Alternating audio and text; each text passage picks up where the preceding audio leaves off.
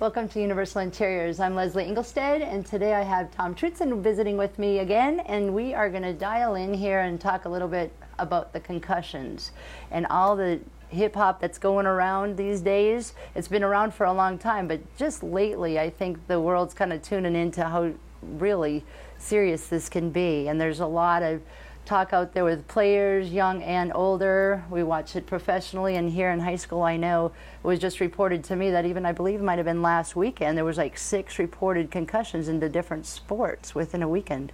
Is that true? It's yeah, I mean, it's a hot topic for sure. It's and I think, you know, today we know so much more, the medical community knows so much more about concussions than they did, you know, 10, 20 years ago. And so much research has been done, and I think in the future, 10 years from now, we're going to know even more. Sure. And if so you would simplify when we talk concussions, I know a wee bit happens in the brain. It's a little bit slushy up there, and something gets knocked. So why don't you medically tell us what the concussion is when a kid gets hit?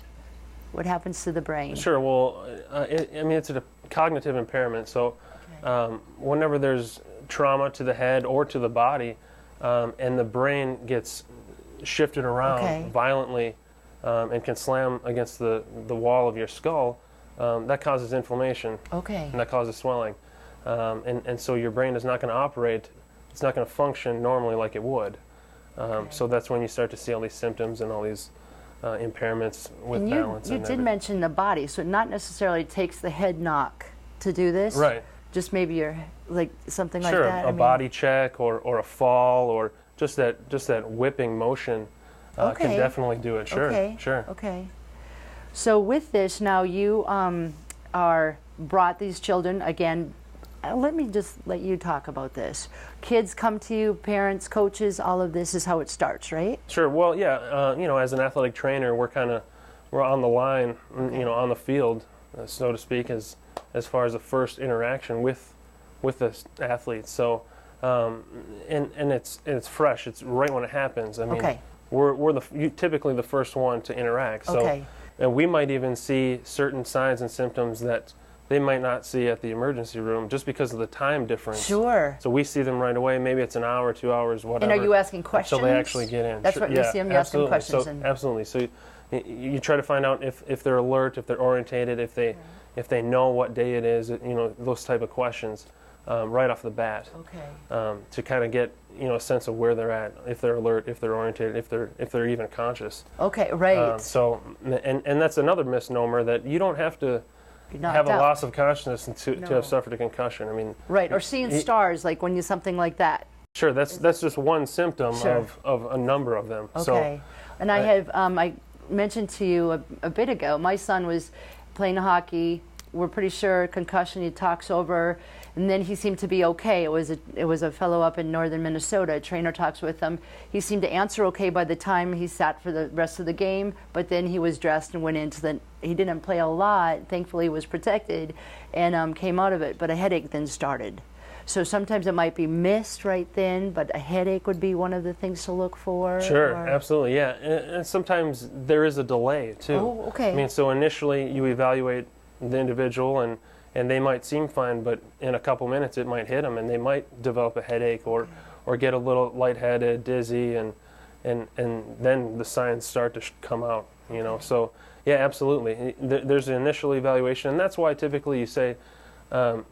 An incident happens and you evaluate them, and okay, let's take a few minutes here and let's just see if you really are okay. You know, let's discuss this further and give it a little bit of time. And now you have a kids. It's set up. I'm sneaking ahead a little bit. You have what you put your athletes through, and forgive me, I don't remember the name, but they're taking a test, something, right? Something to guard or gauge. Yeah, I think you mean the baseline. Yes, thank you.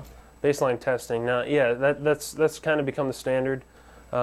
Sanford here in the area, and here at Detroit Lakes High School, we use the impact testing. There's a number of different ones, but the impact testing is the brand name of the system that we use. So yeah, it's a computerized assessment and basically measures your neurocognitive functioning. If you can answer correctly, how quickly you can produce the correct answer. Gets them back on the field or back into play. Well, it's a tool. It's a tool that we use and physicians use to kind of give us a better idea of how are they recovering. Are they still struggling in a few areas, or are they back to an area where we can start with physical activity again? So it's just a tool in the toolbox, really. I mean, it's not a diagnostic tool. It's not going to say, okay, yes, you have a concussion, or no, you don't. It's more of a tool to kind of give us an idea if you're getting better or getting worse, that sort of thing. So. And then what else along this lines of concussions that you would love to let all of us know in the public? Things to watch for, parents, the kids. Yeah, absolutely. You don't want to take chances. I mean, I think everyone can agree that, our youth, we want to be successful. Sure. We can graduate from high school and move on and have successful lives and successful careers. Sure. And so we don't want to do anything that's going to hinder that. Even they're frustrated because they can't get back to play, and they're like, is it really necessary? I just heard that at the soccer field the other day, how long it takes to heal, right. to get it back on. And 10, 20 years from now, nobody's going to worry about if you won or lost a game. So right. Really thinking long term, I mean, that's what's important. And,